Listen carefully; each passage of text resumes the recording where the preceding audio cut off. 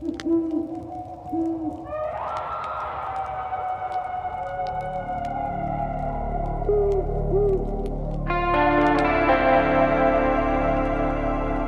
Appalachian Mountains are some of the oldest in the world, and we just happen to live in them. One thing we can tell you, there are ghosts in the mountains.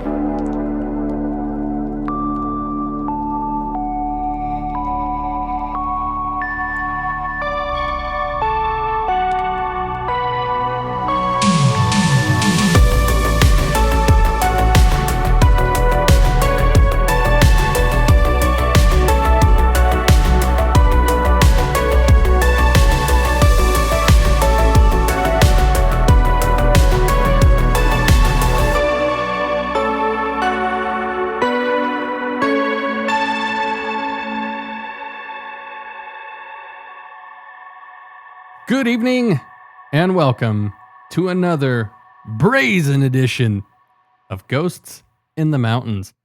I am your host, Caleb Hanks, and I am here, as always, with the one, the only, the impeccable Dr. Captain Austin Burgess.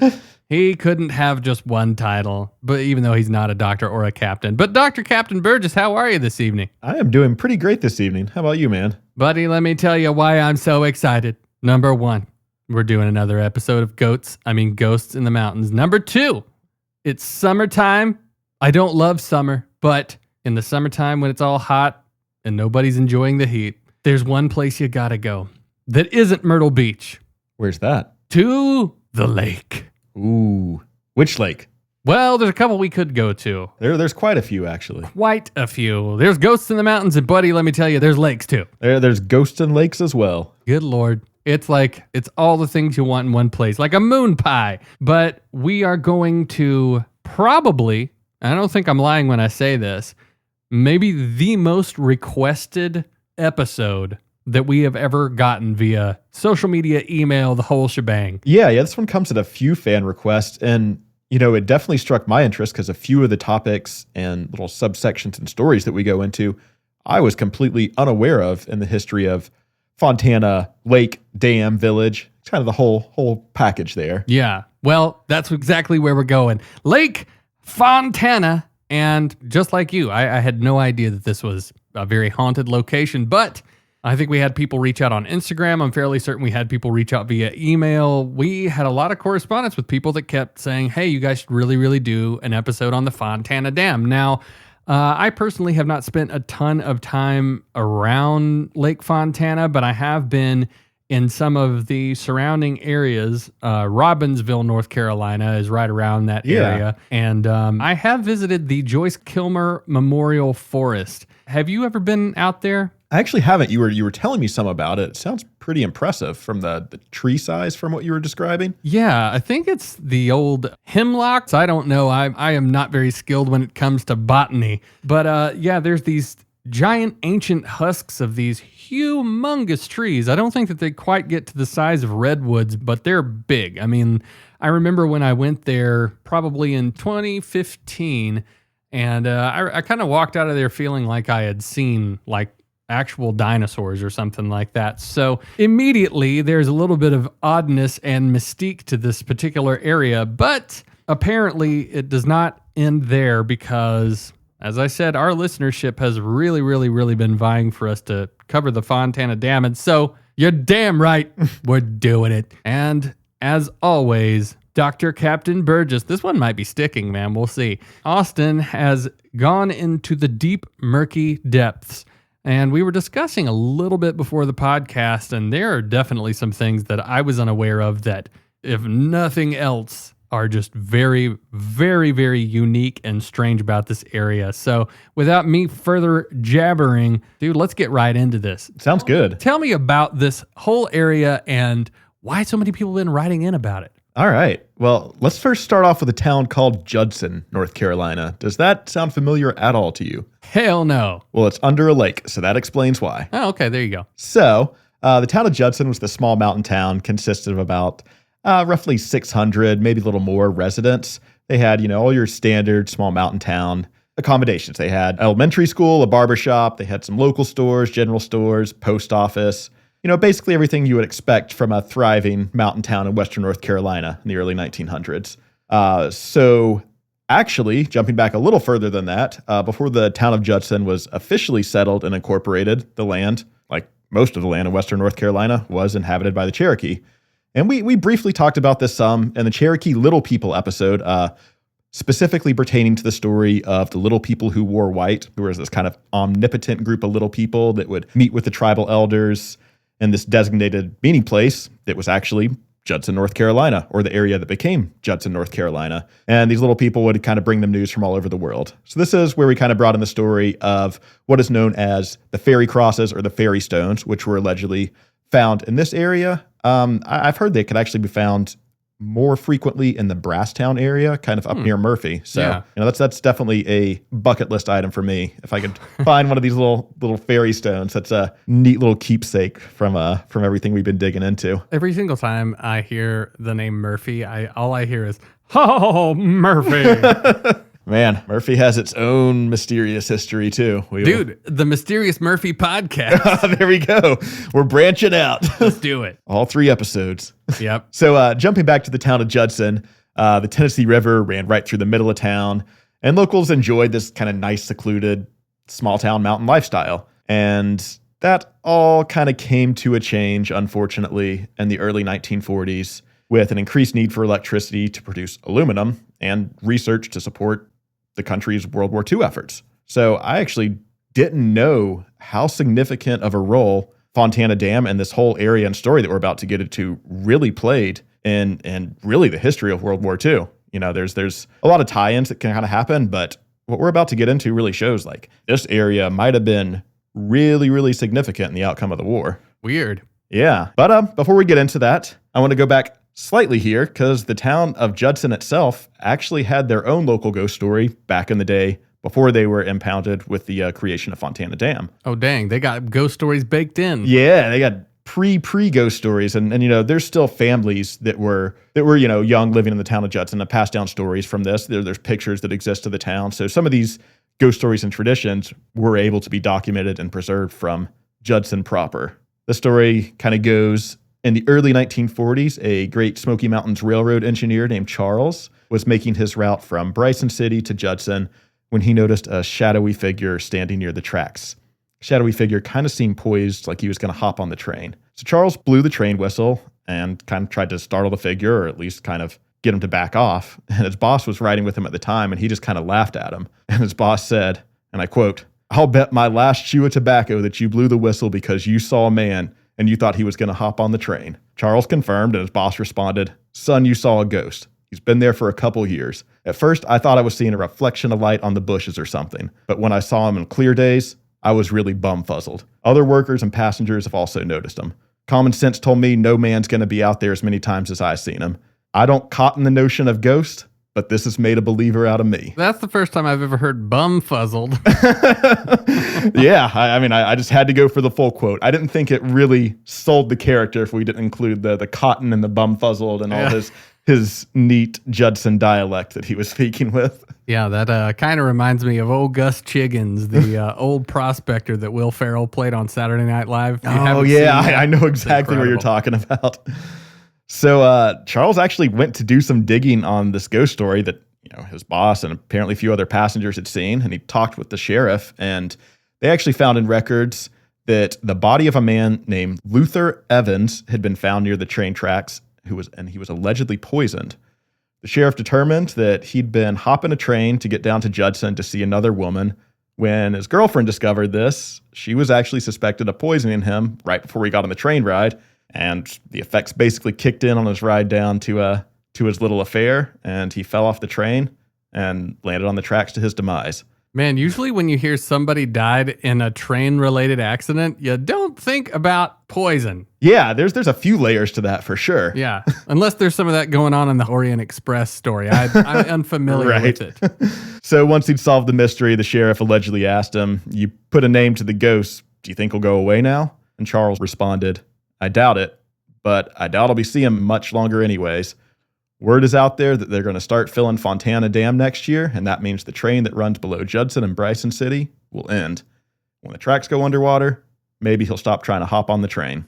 Or will he? Hey, that's where I was going with it. Yeah. But yeah, no, it's kind of a neat little story. I think there's a lot of similarities you could probably pick up on a lot of these small town train related ghost stories. But I do think there's some interesting layers in that. The poisoning is a little bit of a curveball there. Yeah, and not to mention, too, you've all heard of the ghost train phenomenon, but underwater ghost train? I think not.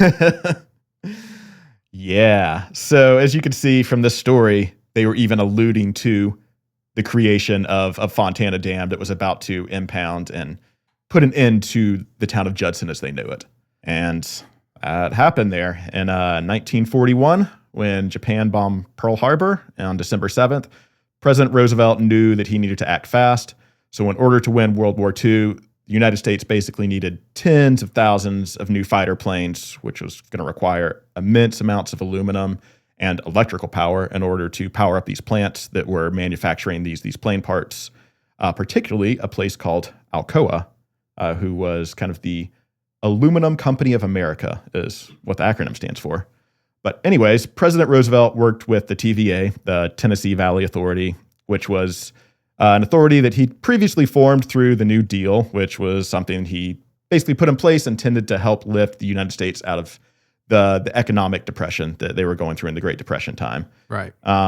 So he was working with the TVA to acquire the land needed to build this electrical dam. And they worked together to contact Swain County officials. And Swain County, which is where Judson is located, sold an abundance of private land, including the town of Judson, to the government in order for the TVA to begin construction on what would become known as Fontana Dam. Right.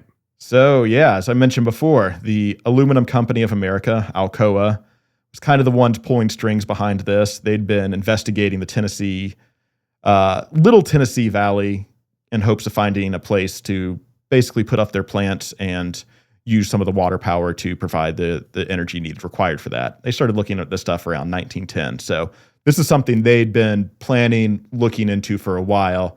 It just so happened whenever things fell into place with the war efforts, they were kind of able to use that agenda to further the need for, we got to get that aluminum rolling. Yeah, that's lucky. Yeah, right. So as I mentioned, they'd kind of been looking at this for a while, weren't able to get the exact funding until the war broke out. But Fontana Dam's role and significance in World War II wasn't just limited to the aluminum production with Alcoa.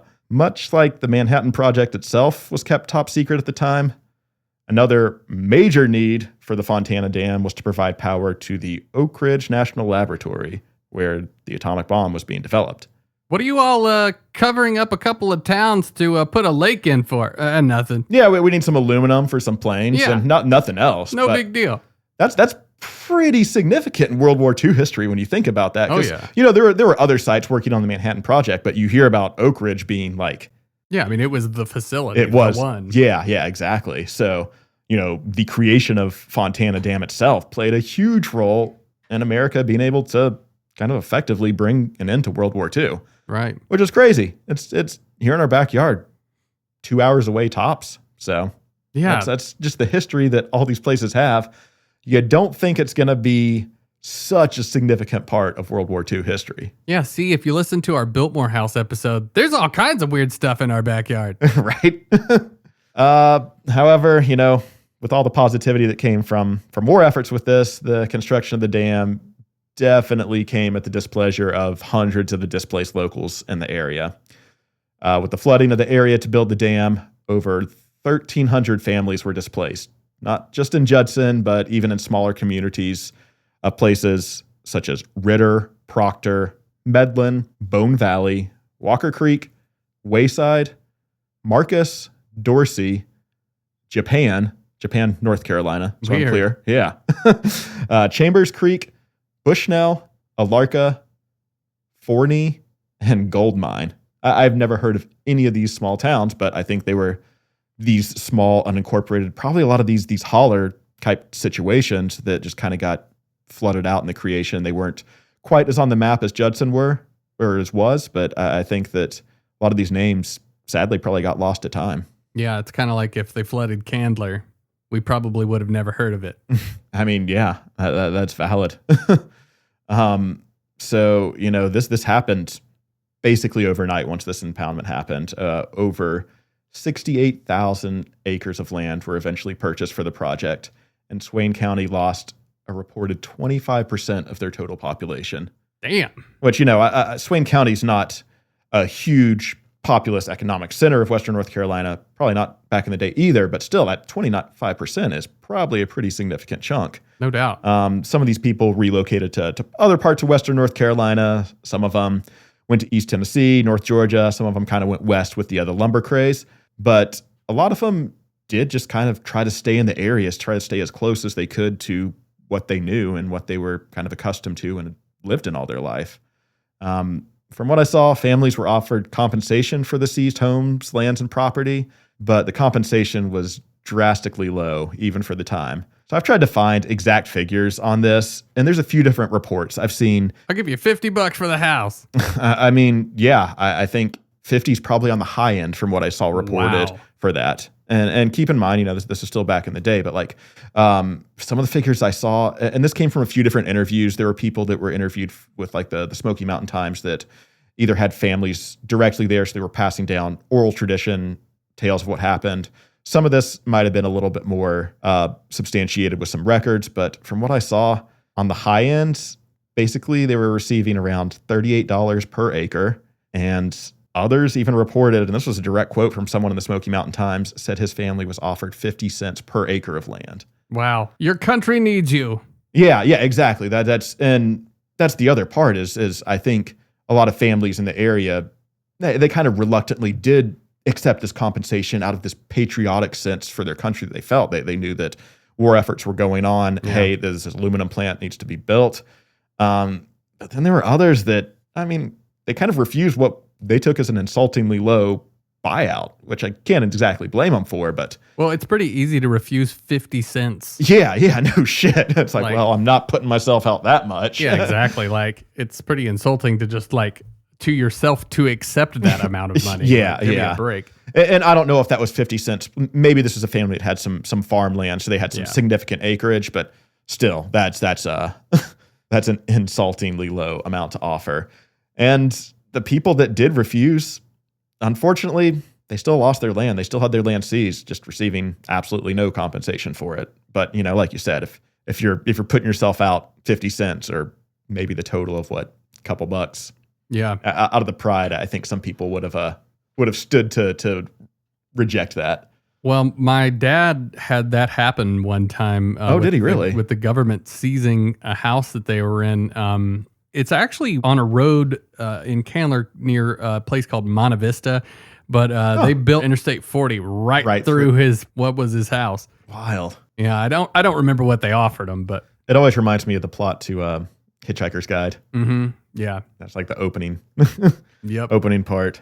So yeah, I guess the bummer with that whole situation is that people kind of did reluctantly leave and received little compensation, and some just wanted to basically stand their ground and unfortunately had their land flooded out regardless. Yeah. So really kind of screwed over by the government. And I think this is the first part of the distaste for the government that this particular set of people in Swain County started to feel towards. But that definitely grows over time, which we're going to get into here shortly. Right. So as I mentioned before, the town of Judson is now located underneath a section of Fontana Lake. From what I understand, there's certain days that when the lake is extremely low, you could actually see foundations. You actually see some graves, tombstones, and other buildings that weren't completely torn down. There are some stories about the TVA coming through and burning buildings to the ground just to get the land cleared. And many people kind of believe that Judson had just completely been wiped off the map, but not completely the case, according to some people that see some of these remnants of town when the lake is really low. And this is actually located, if you're trying to kind of pinpoint it on a map, it's an area of the lake that's located 4 miles north of a little area on a map called Almond, North Carolina. Not familiar with that either, but you could kind of see it on the map when you look and kind of pinpoint the general area that the town of Judson was. And it's basically kind of the heart of Fontana Lake when you're looking at it. Can you imagine like going there and not being familiar with the history of the thing, and you're like, water's a little low, you're staying in an Airbnb, and you look out and you see tombstones under the frickin' water? Yeah, dude. And I would almost guarantee a majority of people going to whatever there's hanging out, going boating, going out on the lake, they probably don't know the history of all this. Probably not. Yeah. It might change some of their minds if they knew there are some legitimate graves under the water there. You're typically not going to find this stuff out unless you start a paranormal podcast. Right? Or you just like digging into random history articles. Yeah. So who knows? But again, this is kind of what led to the construction of Fontana Dam, which began on January 1st of 1942. And thousands of workers started flocking to the area in search of kind of what they assumed was a lucrative financial opportunity in the aftermath of the Great Depression. A lot of families that were displaced by the construction of the dam, as I mentioned, they were relocating kind of around the area. A lot of them saw this as a good opportunity. Well, I just had my property seized, but I could still stay close to this area that I grew up in, and it seems like there's going to be a good paying work opportunity working on the dam. And, I would hope it was well paying, because I don't know if you've seen this thing before. This thing is massive. I'm sure that was a pretty dangerous project. And I did look it up. I think the TVA kept numbers a little hush-hush, but from what I could tell, there were probably 14 to 30 deaths that occurred during the construction of Fontana Dam itself. That doesn't surprise me. Yeah. I've only ever seen pictures of it. I don't think I've ever gone to the dam itself. It is. Dude, it's impressive. It's cool because you could actually drive up to it. They have this visitor center that's kind of got an observation tower, so you can go up and look out over it. And you can actually walk up on the dam itself and look out over. It's intimidating. Right. That thing is huge. It is the tallest dam east of the Rockies. Wow. Yeah. That's crazy. Tucked away in little Fontana Village. Like we keep finding out, there's a lot of crazy shit in North Carolina. Right. So yeah, as I mentioned, Fontana Village there, it was actually a temporary village. It was called Welsh Cove at the time. And it was later renamed Fontana Village. But it was constructed just south of the dam to house the project's workers, who by 1943, the following year, it had reached up to 5,000 people working on this dam construction. Wow. So pretty massive project. And, to kind of encourage people to bring their families up, make it kind of a new home for them while they're working on this little village, which became known as Fontana Village, was formed. So it really added to that community aspect. The men were going out to work on the dam during the day. They had schools, they had basketball courts, softball fields, they had grocery stores, post office, had their own hospital, movie theater, library. So basically, what Fontana Village became was this little self-sustaining mountain town that basically provided that extra incentive for workers to come up there anyways. Nice place to relocate your family to. And we have this patriotic construction job that you can contribute to. Right. I'm trying so hard not to react with everything you say as, damn. When you drive through there, it's like, welcome to Fontana Village. Have a damn good time. Oh, right man. on the welcome sign. There you go. You got to lean into it. So the work wasn't easy, as I alluded to. Workers were putting in 7-day work weeks. They labored around the clock to get the job done. There were 3 shifts a day going on. And the night shift workers were just working under floodlights that they could, which could imagine, back in the day, weren't as high powered or powerful as they are now, and probably contributed to a lot of those dangerous circumstances that they were building this in. And, with good jobs really available around the country, it wasn't really easy to maintain such a huge workforce in this isolated area and spot. And supervisors were doing really whatever they could to reduce turnover. And I thought this was interesting. So trying to find a way to keep work morale up on top of this whole village they created, the supervisors installed a unique PA system that basically pumped music, news, and inspirational speeches through to the workers while they were working on the dam all day. So it's kind of like they got to listen to the radio, or a primitive podcast, if you will. Right. We promise we're watching you. You're doing a great job. I see you down there, Charlie. Everybody's like, there's not a Charlie here.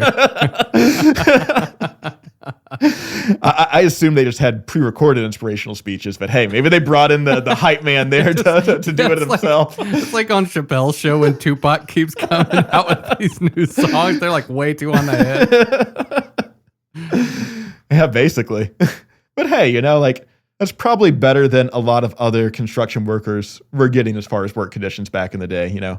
Dangerous situation, but we're going to give you some music to listen to. So the dam was finished in November of 1944, and this thing sits 480 feet high, stretches 2,365 feet across the Little Tennessee River. As I mentioned before, tallest dam east of the Rockies. I'm really sorry, but damn. Yeah, that's a fitting dam, right? That's massive, dude. Yeah. So in other words, like if you're breaking this down, this is the size of a 44-story building and as long as 8 consecutive football fields. Good Lord. So yeah, like you don't think about something this massive just kind of being tucked away up there, but it really is. And if you've never seen it, definitely look. There's great pictures, and if you're ever in the area, definitely something worth stopping by and visiting. Visitor center there. It's got a cool little as I mentioned, they have the observation tower, but they also have like this kind of museum set up that has a bunch of displays, explains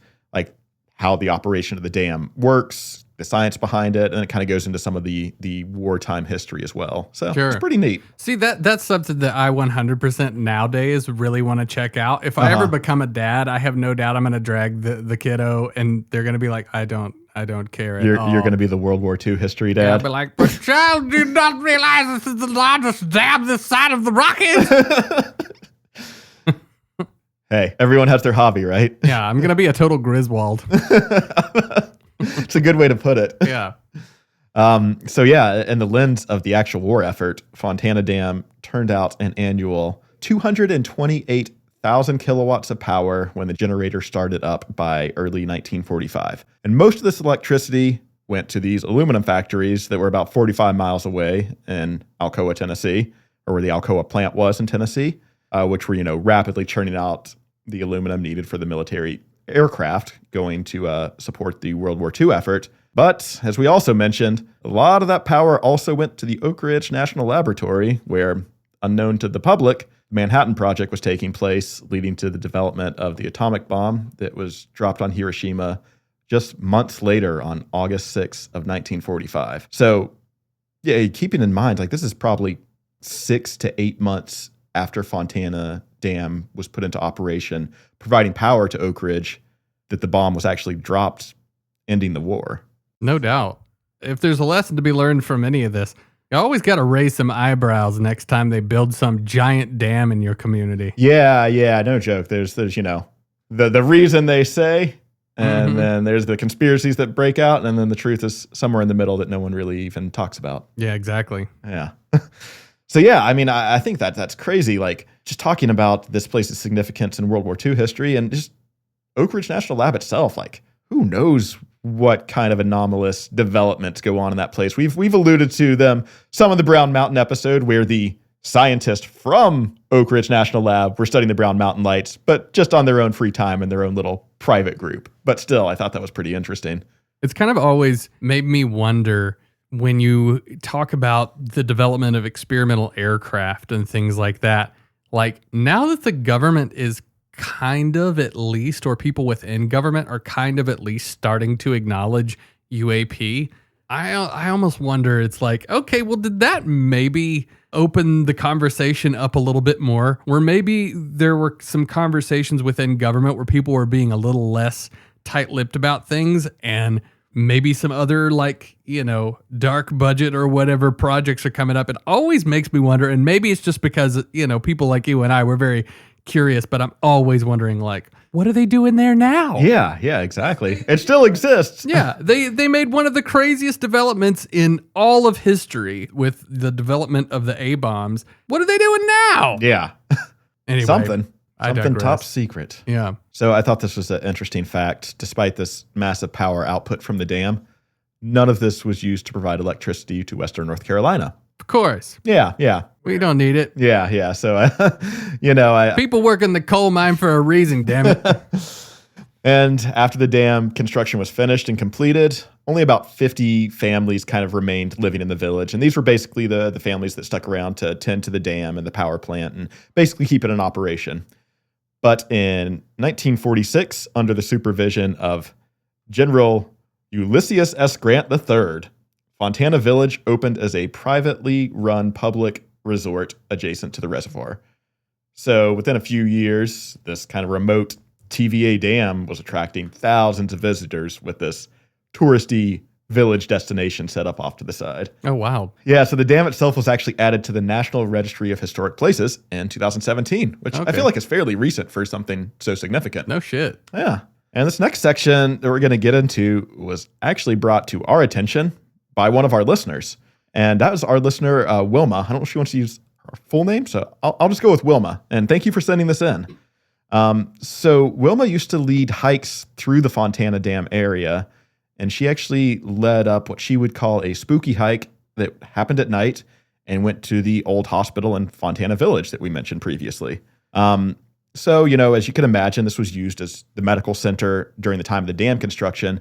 But as she let me know, this building was actually later used as, you could probably guess, a sanatorium for you want to guess here? Old consumption. Tuberculosis. Tuberculosis. Well, I'm assuming that this hospital is abandoned now. Yeah, from what I understand and what she kind of alluded to in her story and some of the hikes that she would lead, this is abandoned. Well, that's not horrifying. Yeah, and she actually said that after it was used as a sanatorium, the FBI actually took over the building and used it in their search of Eric Rudolph. Boom, there you go. It's another crazy name. So they just set up shop in there? I think it was kind of like this remote, I assume it's kind of like a mountain headquarters for them. Because, outpost. Yeah, you think all these stories of Rudolph's in the woods somewhere, and this is right near Murphy, too. You got to consider this is probably like 30, 45 minutes from Murphy. So, like, they had this outpost set up and are kind of using it to headquarters or at least camp out in their search of Rudolph. Damn. So, some cool history there. I'm going to start saying shit more, promise. So the Fontana Village Hospital and Infirmary has gained a reputation for being haunted due to its really just the chilling history of the area itself. It was originally built in the 1940s and, as you can imagine, constructed to serve the thousands of workers and their families who were living in Fontana Village when the dam was being constructed. So with this isolated mountain setting and the numerous injuries and deaths that occurred during the construction that we alluded to before, and the hospital's later role in treating tuberculosis patients, it really kind of added to this building's somber history itself.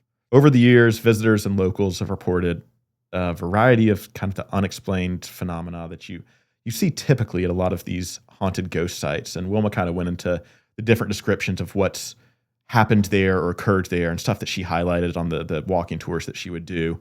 And disembodied voices and whispers are one of the top ones. I think you hear that fairly frequently, but many people there have claimed to hear these soft voices kind of echoing through the now abandoned building. Whether that's, part of something could be tied to, doctors or patients while they were still present there, or if it's just kind of like a spooky vibe to the place in general. Not really sure. But then she goes on to describe apparitions and shadow figures. Some have reportedly seen these ghost figures moving through the halls, or even probably more terrifying to me, some of them have seen them from the outside just standing in the windows of the building after they have just left, knowing it was completely empty. I hate that. Yeah, that's the one that sends chills up my spine more than anything. I think that is such a kind of almost borderline archetypal thing. I don't know if we've actually mentioned this place on the podcast before, but the old Craggy prison over there in Woodfin. Yeah. So thing about that is, that place has been abandoned for the longest time. There's a giant barbed wire fence around the thing. You're not getting in there unless you're real freaking tenacious and or have a parachute.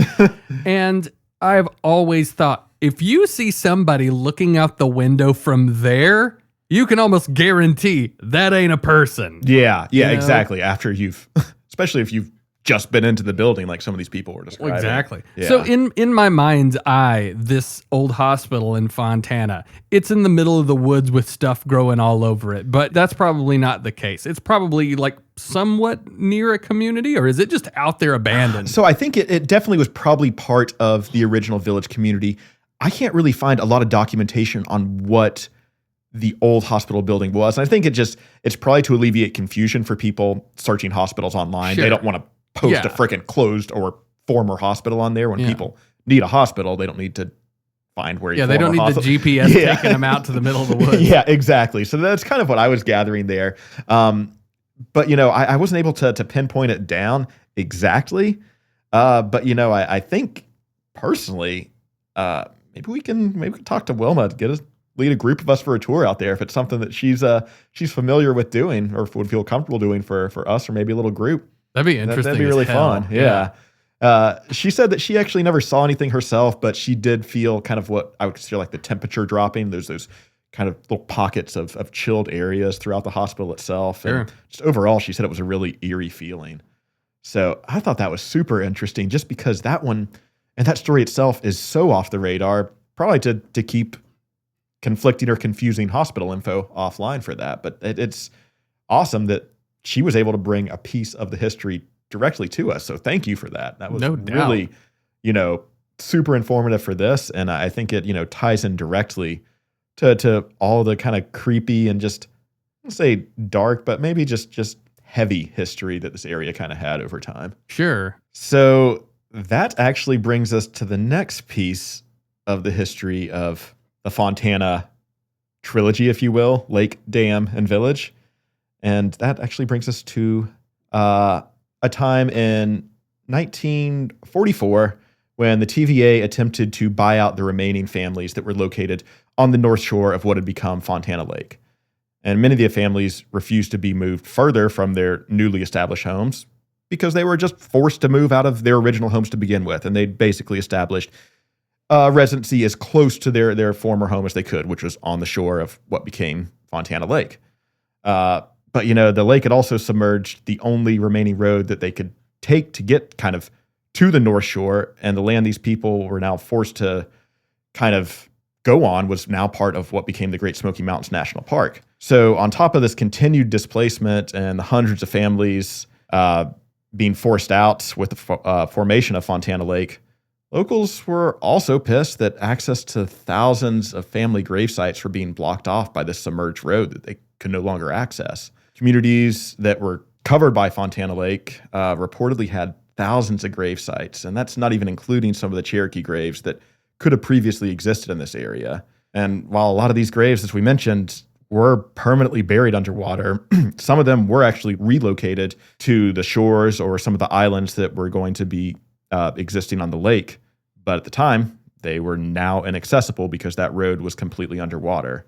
There are at least 35 known cemeteries that remain inaccessible to this day, unless you're willing to basically walk treacherously across the shoreline or to take a boat to the cemeteries. So federal government kind of knowing that this was definitely crossing the line after all the displacement that happened, these people were, trying to do their part patriotic to support the creation of the dam. Federal government promised the families the construction of a new road to continue to have access to their ancestral graveyards. But unfortunately, that road was only partially built and actually remains incomplete to this day. Well, you can always count on the federal government. The 7-mile route located on Lakeview Drive near Bryson City is often referred to as the Road to Nowhere, and it concludes at a tunnel in the Great Smokies. Many of the cemeteries that were supposedly going to be on the other side of this road continue to remain inaccessible to especially like the older generations that grew up in Judson in these areas, that these graves are really important and significant to them. You think about, going up with grandparents and parents, like it's a rite of passage. Like they're always visiting grave sites, going to leave their respects, flowers and everything. Of course. And now they're just being completely cut off after being forced out of what was their homeland. Dude, yeah. Insult to injury doesn't even do it justice when it comes to that. Now, when we started looking into this, I don't think I have ever heard of a situation where people were completely cut off from being able to go to, their loved one's grave unless it was some sort of catastrophe site or something like that. But I mean, that is such a wild thing. And then to be promised that there's going to be this roadway made, and literally just halfway through it, turns out we've lost funding and we're going to have to allocate it to other stuff. So if you want to go see your granddad's grave, maybe you ought to get a John boat. Yeah. And I mean, you think about the distaste for the government they already had. Like, this is just another lie from the government to them, especially these people. They're sacrificing heavily for these war efforts. Like, they did this, well, let's be real, they were kind of forced, but like at the same time, people that were cooperating in this were being, patriotically motivated for this, like supporting their country in this. And doing everything they could to kind of help support the war effort, only to be just forgotten and cut off from their homeland. Right. And like, I understand in the wake of something like Pearl Harbor, yes, I'm sure that there was patriotism that was felt around the country. But if the government rolls in, tells me that they're displacing me, offers me a laughably low amount of money for this, well, at the time, I guess they didn't know that the road was going to lead to nowhere. Yeah, exactly. That's the funny thing is here is when you're driving on that stretch of land, there is still a sign to this day that says, "Welcome to the road to nowhere, a broken promise, 1943 to question mark." Wow. So I'm assuming this was put together by one of the locals. I'm sure, and I think this sign's been there for I don't know how long, but just judging by the pictures I've seen, it's pretty sun faded. So Right. it's seen some time. I assume that even though that whole entire situation is very, very sad, and I'm sure devastating to a lot of people, at least they allowed them to keep up their jab at them. There you go, right? Can you imagine the government comes in and takes it down? Right. Give me a break. So yeah, like I was trying to look for reasons cited on why the road was never finished. Basically, environmental concerns were the common cause I saw. What those environmental concerns were, I don't exactly know. It's totally fine that we put in a whole lake to go churn some aluminum. But, if we build this one road here, we put a whole community Right. and a lake and a giant dam. There was no environmental concern when we were churning the shit out of the aluminum thing and blasting Right. God knows what into the atmosphere. Yeah. That's ridiculous. You could have said something better than that shit. Give me a break. Yeah. I've also seen another account that said the construction of the road would have gone through a Cherokee burial mound, and they were trying to be respectful of that. Like but they gave a about that. Yeah, let's be real. Exactly. Like they gave exactly. a single shit about that. Yeah. Let's be honest on that one. So, the silver lining, I guess, to this would be, in lieu of finishing the road, the U.S. Department of Interior finally settled upon a $52 million payout to Swain County in 2018. So they basically said, after 70 plus years, yeah, we're not going to do anything about that road, but here's 52 mil to make up for it. Well, did that at least go to something good? It's a weird situation from what I understand. I think the 52 million was just deposited into some sort of trust, and Swain County is only allowed to use the interest earned off that. But, 52 million probably accrues some decent interest. So I imagine there's some good going to it, even if they're not able to just dip into. I mean, hell, if I was Swain County and I had 52 million, I'd probably just finish the damn road. Yeah. I mean, damn, dude. Right.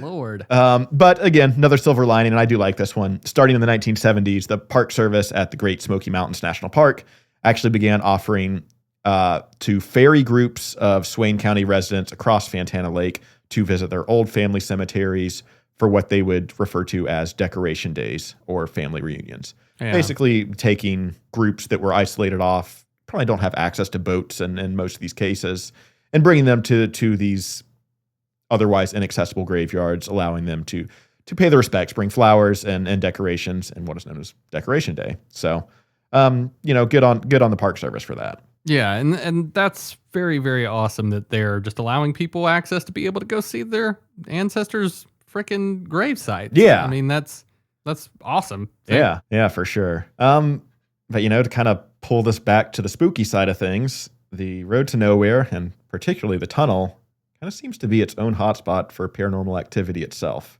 Started digging into some of the reports on this. There's numerous YouTube videos of people kind of doing their own paranormal investigations there. There's people talking on blog posts, Reddit. A lot of people, one in particular, reported seeing a hooded or a cloaked figure standing above the tunnel entrance as they approached it at night. And I think I saw that on actually one or two other accounts of that. So, I mean, if I was driving up to this already kind of spooky road to nowhere tunnel and saw some cloaked dude standing on top of the tunnel, I think I just turned right around. I'm assuming there weren't like people saying what year they saw any of that. I don't know if this exactly has a year. I'd probably have to dig into the years. I probably could re-find that on all those Reddit posts to look at it. I want to say everything was in, I think 2015 was like the oldest post I found kind of back. Oh, wow. People So pretty talking about recent. this. Yeah. And once you start digging through the stories on Reddit, it does start to get pretty creepy. One user says, I live about an hour-ish from a place near Bryson City called the Road to Nowhere. It's a tunnel, maybe about 200 feet long, that's connected to a hiking trail. I've only been on the trail a few times, but most of my experiences happen in the tunnel. I've been growled at, had rocks thrown at me, scratched, and seen 2 red glowing eyes in the darkness. Shadows moving. You know, the usual. I've also gotten 2 really good EVPs. But by far the best experience I had was one night with a group that I went to, when I went with a group from work. And the general consensus is that there's 3 spirits in the tunnel. A little girl, her mother, and possibly a spirit I call the old man. But there was a fairly large group of us that night, about 10 of us, and we asked if the little girl could come out and dance for us. About 2 minutes later, all of us started seeing these 2 big, bright blue orbs start playing tag with each other and start spinning around each other like they were dancing. We tried to get it on camera, but nothing ever showed up. And every time we put lights on the orbs, they disappeared. We stood there for about 5 minutes watching till the orbs moved away from us, got to the entrance of the tunnel, and danced up the hill. Dude, that's cool. That is really cool.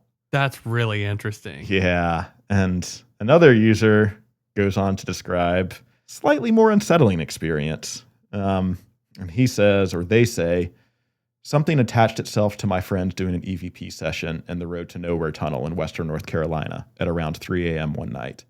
They were being terrorized by some dark spirit that would knock things around in their apartment and once appeared to them in the middle of the night. They said it was the blackest black color they had ever looked at. Pure, complete lack of light, but still easily visible in the most dark room. They looked at it, and it nearly drove them crazy with terror. They then had to have a medium come and cleanse their apartment, and she said it was a demonic spirit that had attached itself from when they had opened a door when they were doing paranormal investigations. They go on to say, yeah, I know this sounds anecdotal, but I have no reason to lie to you about this. Things do exist beyond what we can see, and you should always be careful. If you invite these things into your life, they may actually show up. Well, yeah, and it's kind of funny because when I told Adriana this ties into our topic this week, this is a place that she's always seen pop up on articles of, spooky, weird places in western North Carolina, and she's always wanted to go to. And we almost made the trek out there this week, but it started thunderstorming like crazy, and we never made it up there. But after reading that, we might be glad that we didn't make that trip. Oh, I tell you, I would love to roll out there, though. I think there's certain things you can do to protect yourself spiritually in those situations. So, well, one would hope. That's very strange because I was actually told a story that was kind of similar to that last one that you talked about. And oddly enough, this person experienced this in none other than Vernal, Utah. Oh, I think I know the story. Well, we'll save it for another day, but what would be pretty cool is to, I'll just say the guy that told me a wild story about that, and I'll make sure that I can actually talk about this before, I think he's talked about it on his podcast, but my good buddy Jim Kilgard that plays keyboards in the Hitchhiker band, he had some pretty wild experiences with what he describes as some sort of shadow entity out there, and I think he would probably love to come on here and talk about that. Yeah, that would be awesome. So keep in mind with Vernal, Utah, we were out there, just some of the most incredible petroglyphs I have ever seen. On the ranch itself? On McConkey Ranch, which is right out there, outside of Vernal, Utah. Uh-huh. So all I'm saying is more than likely some pretty prominent area for the ancient indigenous people that were there. And when I was talking to Jim about that, kind of got the vibe that they weren't too excited that their land had been taken over. So, yeah, that's a common theme, I think. I mean, yeah, man. Yeah, but I mean, on that note, like how we kind of mentioned here, when you get into these I want to say legends, because to these Native American tribes, like what we consider legend is just part of reality to them. But there's so much crossover and so much that can be learned about the paranormal from some of these Native American traditions, like here with the Cherokee or with the Navajo out towards Utah, I believe. Sure. And I think that this episode has also, it's not going to create it for anybody, but if anything else, it's a little gentle reminder of, maybe just a little bit of governmental distrust. yeah. Maybe so. So I actually found one more pretty unsettling story, and this one came on the No Sleep Reddit. And I think this is worth a disclaimer coming from the No Sleep Reddit because, as we kind of chatted about, I think a lot of those are kind of creepypasta or fictionalized stories to, make you not sleep at night. Yeah. Or if you can't sleep, give you something to keep you up even further. I don't know. I will just note, though, that as we saw, and maybe we'll do an episode on this one day, creepypasta's reach went a little further than it ever probably was perceived that it could, with the Slender Man thing. Yeah. And so the influence is there, just throwing it out. Yeah, exactly. And I did dig into this user's account that was posting these, and I will say they definitely did post a few other stories on the No Sleep Reddit. So, take that for what you will, that they're a bit of a author themselves. But I also did notice that they were a local to Western North Carolina and were posting a lot of the Western North Carolina related subreddits. So, while the story might have some dramatic elements to it, I think there are bits of truth and grains kind of throughout the whole thing. And this is a little bit long-winded, but I do think it's very creepy and pretty well written. So I'm just going to go ahead and dive into it. Let's do it. I remember being a kid and visiting my great-grandmother. I called her by her first name, Elsie, never grandma or mama or any of the other names you might call a grandparent. Elsie was an odd bird. To describe her as curmudgeonly would be putting it lightly. She was incredibly grouchy, a total miser. I can't imagine the woman ever being in a good mood. Her own kids would call her, and I quote, the old bitch, because she was so mean. Wow. Old bitch. Heard that one before. And she really enjoyed frightening little kids. When I would be left in her care, which was not very often because she'd play mean tricks on me and my younger cousin, she would lock us in the basement in the dark after telling us there was an old devil who lived down there. She would pull my hair or pinch me really hard, which she said was just a reminder to be a good girl. You get the idea. She loved to tell us ghost stories, mostly to get that wide-eyed and frightened reaction. Now, Nancy Dude was an infamous murderer in these parts. She had moved to Bryson City after serving a prison sentence for burying her very much alive 2-year-old granddaughter in a rock cave. Jeez. Elsie knew Nancy Dude. And she would tell me stories about Nancy climbing to the top of a mountain and leaving the little girl in the cave. The story was gruesome and absolutely scared the wits out of me, and it definitely did the trick. I would lie in bed awake after visits to Elsie's house and cry at the thought that she might do something similar to me. Now, the construction on the road to nowhere actually began in 1943 when Elsie had been just about 20 years old. She was a newlywed, only recently moved out of the house, and my great-grandfather served in World War II, so he was gone away. Her younger brother had gotten a job working on building the road. His name was Ike, and he was only 16 when he dropped out of school to make extra money for the family. Elsie told me stories about the road. Her brother Ike claims to have seen a coven of witches in the woods nearby. He said one morning, fairly early, he was on the job site and passed into the woods to relieve himself when he stumbled upon a circle of naked women. He said they were dancing and chanting. One of the women saw him and made her way over. He said that she was old and had long black hair. He froze, absolutely scared of what was happening and feeling incredibly confused. This woman pointed a long finger at him, a finger longer than he'd ever seen. She drove it into his chest, and though it did not pierce his flesh, he said he just felt this burning, stinging sensation as if she had pierced his heart. He stared into her black eyes until she pulled the finger away, and he ran away as quickly as he could. Spearfinger. Yep, Ike was convinced that this was Spearfinger. Holy shit. Spearfinger was a wood witch of Cherokee legend. She loved high places, solitude, and sometimes came down to lower ground to conjure up some spirits. It was rumored some of the local women, native or non-native, were involved in some sort of witchcraft coven that was led by Spearfinger herself. They were under her spell and her possession. Ike knew what had happened. He talked about it all night and the next day, and his behavior quickly started shifting. Elsie said by the first day, her brother was catatonic. He was laying in bed with his eyes wide open, and his mouth could make no sound. Something was obviously wrong with him. And although they were poor, Elsie's family sent for the town doctor, who traveled out to them by horse at the time. He arrived just before dark, and what he discovered was grisly. Elsie said her brother had a giant wound rotting away at his chest, right where his heart would be. It was black and just smelled foul. The doctor said there was nothing that could be done. Word quickly spread through whispers and rumors that something had happened to Ike while working on the road. Accidents were known for frequently happening on road construction. Other men reportedly suffered similar fates to Ike, holes rotting away in their chest, and a foreman was even found decapitated in the woods near the construction of the road to nowhere. Eventually, construction was shut down, and all that remained was a tunnel leading to nowhere. Now, when I was about 6 years old, Elsie actually took me up to the road. She led me up a dirt trail to the tunnel. It was dark and cold inside. She told me she wanted to take me to the end of the tunnel on the other side.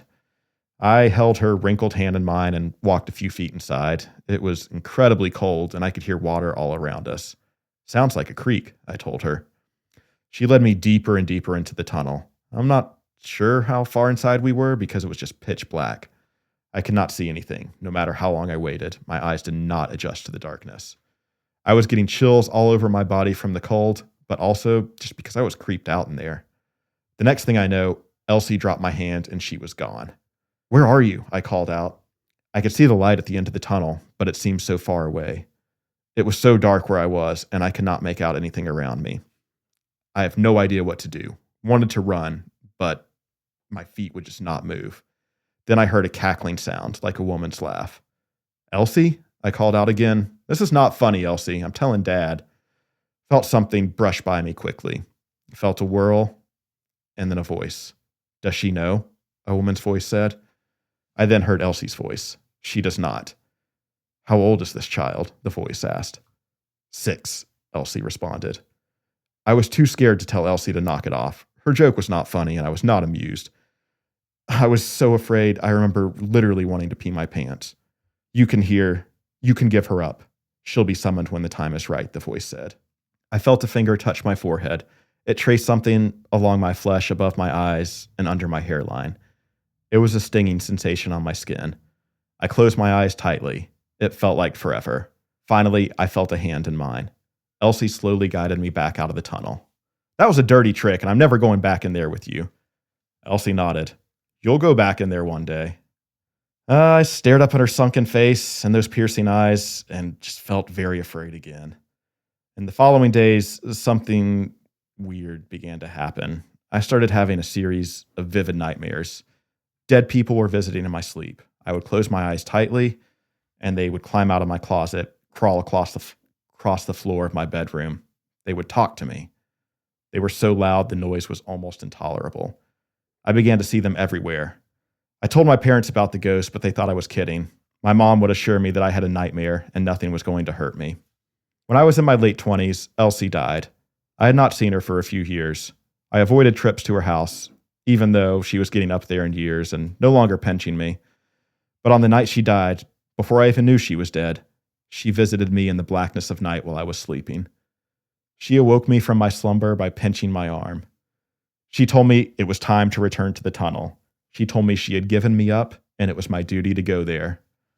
I tried to forget about it, put it out of my mind. But nearly a decade later, I found myself staring into the tunnel's darkness. I'd taken my camera there and thought, I might be able to revisit a place which gave me such an odd and terrifying childhood memory and be able to conquer that. I convinced myself that I just had a vivid overreaction and an overactive imagination as a child. Nothing had actually happened in the tunnel, and maybe I imagined the things that Elsie did to me as a child simply because she was mean. I mean, what kind of grandmother would lock her kids in a basement? But once inside the tunnel, I heard water all around me. There was no creek or river nearby. It was pitch dark, as I remembered.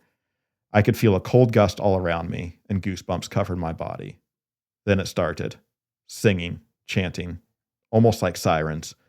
Women luring me into the tunnel. I could hear it all around me. I was terrified. What was happening? I felt hands on me. I was so scared. I wanted to turn and run, but my feet were heavy, and I couldn't move again. This time, a voice. I'd heard this voice before. "It's time," the voice said. My heart was racing. My head was pounding.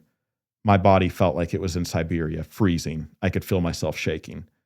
I closed my eyes and felt a finger touch my lips. I have never felt that kind of fear in my life. I mustered up every ounce of energy in my being and somehow managed to break free. I took off running as fast as I could. I could see the light at the tunnel's opening, although it was so dark inside. All I could think was, do not trip on anything and get the hell out. I reached the light. I was outside. One of the nearby hikers near the tunnel saw me and called out, "Are you okay? You look like you've seen a ghost." I shook my head, indicating I was definitely not okay, and quickly got in my car, drove off as fast as I could through the winding roads. Now, every time I go near the woods, I see a black, shadowy woman lurking. She's everywhere I go. My dog barks at nothing. I look outside, and I could see her figure moving among the trees and bushes in my backyard. The wood witch, Spearfinger. She's out there. They are out there. I still see the ghosts. I still see the dead people. None of that has stopped in the decades since I first went into the tunnel. I do not know what she's done to me. Am I cursed? Am I just sensitive to these things? In some ways, it's definitely a torment. I would definitely rather not know what's out there. They say the hills have eyes, and that is true. The mountains of western North Carolina have many eyes, and they're always watching, lurking, hiding, waiting for the right time. The road to nowhere truly leads nowhere. Well, that's a fun-ass story. Yeah, for sure. I as I mentioned, I think elements, maybe more than a few elements, are definitely a little bit, added for dramatic effect to this. But, the fact that she does tie in the road to nowhere to the legend of Spearfinger, which is a legit Cherokee legend. I mean, it's a cool tie-in to at least bring notice or awareness to pieces of history that are legit. Like we talk about some of these, well, consider like BS cryptids, like the Boojum or the Sirens of the French Broad. But like when you start digging into Cherokee lore, like the cryptids they have in that, I think these are the real ones. Right.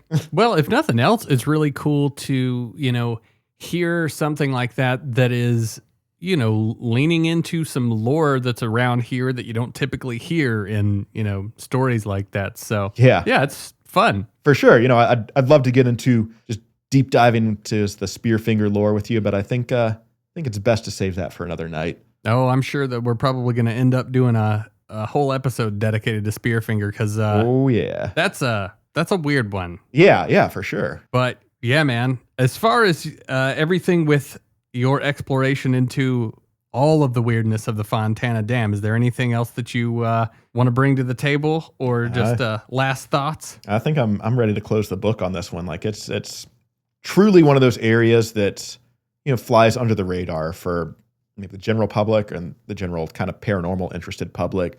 But it's kind of like one of those Chimney Rock areas that you find one weird thing and you keep digging, and it's like, oh my God, this place has like 4 or 5 weird occurrences happening out here. So no doubt.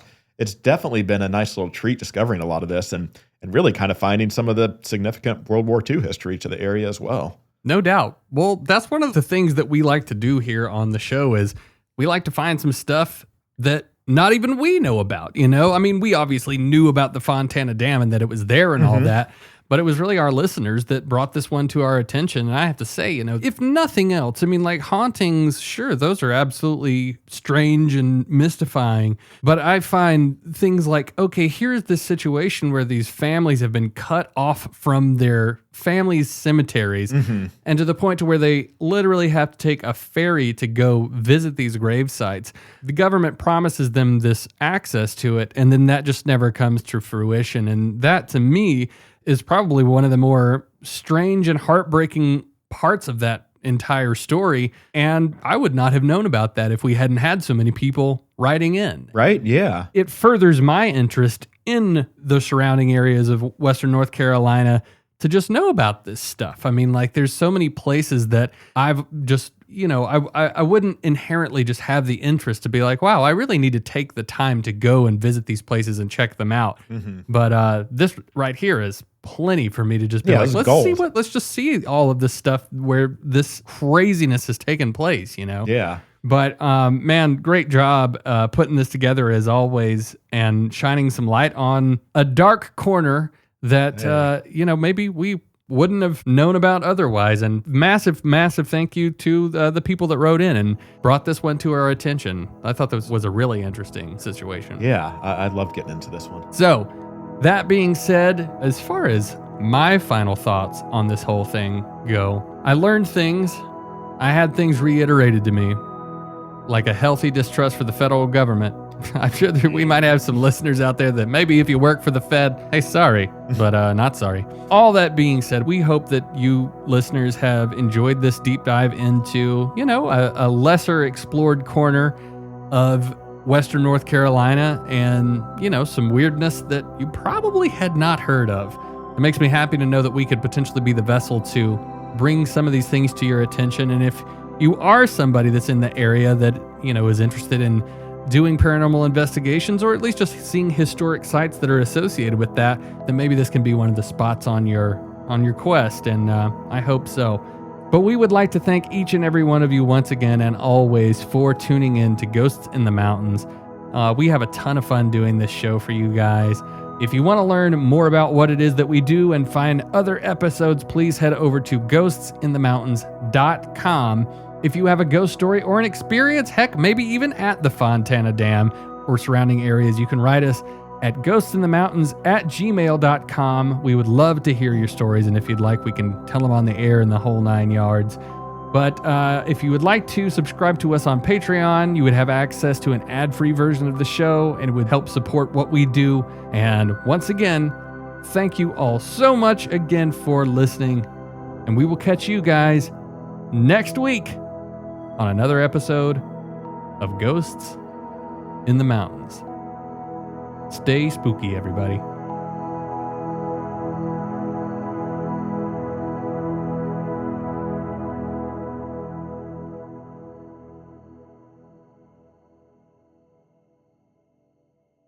Dude, I ain't with Spearfinger. Hey, maybe we add that to the list sooner than later. It might be lore, but that is some spooky ass lore. Yeah, no joke. You got the hag, the bog witch, Baba Yaga, that sort of stuff. I'm not saying she's not scary. But add a freaking spear onto her hand. Yeah, somebody that opens up a necrotic flesh wound, give me a break. I'm done. All right, that's your Keister egg. Good night, everybody. Stay away from Spearfinger. That is scary. Peace.